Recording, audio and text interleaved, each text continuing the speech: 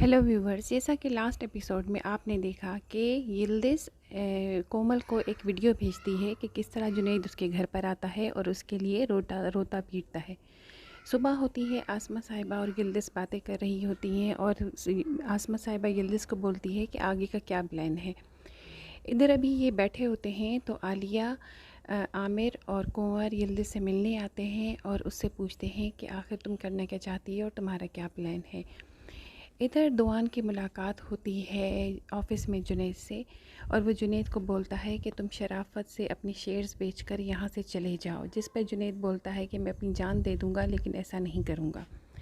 उधर दुआन अपनी बेटी कोमल के लिए एक पार्टी अरेंज देता है और जिसमें प्रेस कॉन्फ्रेंस से भी लोग आते हैं और कहता है कि मेरी बेटी बेकसूर है और मैं उसके साथ हूँ। ये क्योंकि आलिया का आइडिया होता है, आलिया भी वहाँ पे होती है लेकिन वो प्रेस वालों के सामने छुप जाती है और इस बात को आरज़ू नोटिस करती है और उससे पूछती है। इसके पीछे रीज़न होता है कि कहीं यिल्दिज़ ये न देख ले कि मैं उनके साथ शामिल हूँ, वो उसकी दोस्ती रहना चाहती है। यिल्दिज़ अपने घर पर ये प्रेस कॉन्फ्रेंस देख लेती है और दुआन के बारे में सोचती है कि ये लोग कैसे घटिया लोग हैं, यानी उसका बाप भी उसके साथ मिला हुआ है और मुझे धोखा देने में वो मेरे पड़ोसी भी रह चुके हैं, लेकिन अब वो किसी पर एतबार नहीं कर सकती।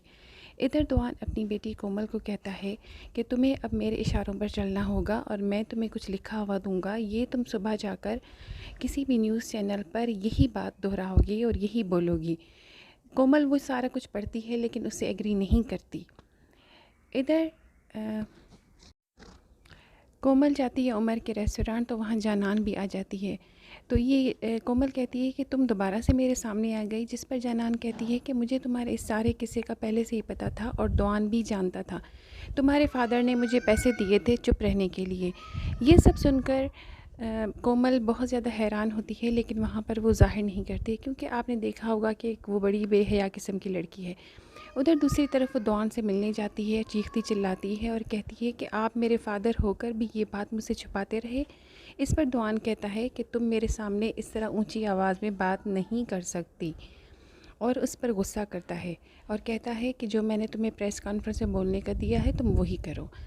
दोबारा से जुनैद यिल्दिज़ को मनाने आ जाता है और कहता है कि मेरे गुस्से की असल वजह ये थी कि मैं तुम्हें अपने बाप का कातिल समझ बैठा था। तो इस पर यिल्दिज़ बोलती है कि तुमने इसका ये हल निकाला कि तुम किसी और औरत के साथ मिलकर अयाशी करते रहोगे, तो इस तरह तुम मुझसे बदला ले लोगे। हालांकि उसने कहा कि अब कुछ भी नहीं हो सकता, हमारे बीच सुलह नहीं हो सकती। इधर आलिया अपने प्लान पर कायम है और वो ये सुनती है रिकॉर्डिंग में।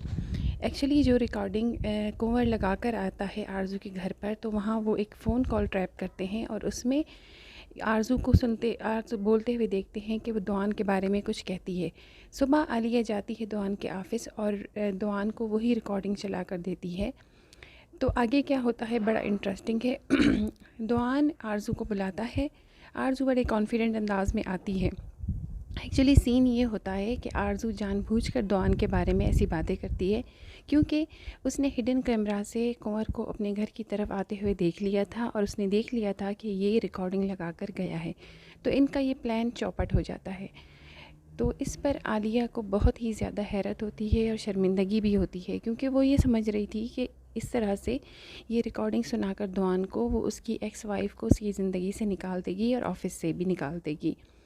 तो ये उनका सीन बिल्कुल नाकाम हो जाता है। सेकंड डे पर कोमल अपने फ़ादर के दुआन के कहने पर न्यूज़ चैनल जाती तो है, लेकिन वो अपने फ़ादर के लिखे हुए स्टेटमेंट को बिल्कुल भी नहीं पढ़ती। वो अपनी तरफ से चेंज स्टेटमेंट देती है कि अगर मैंने प्यार किया था जुनैद से तो उसने भी मुझे प्यार किया है और इसमें हमारी कोई गलती नहीं है और मैं अपने इस फ़ैसले पर बिल्कुल भी शर्मिंदा नहीं हूँ।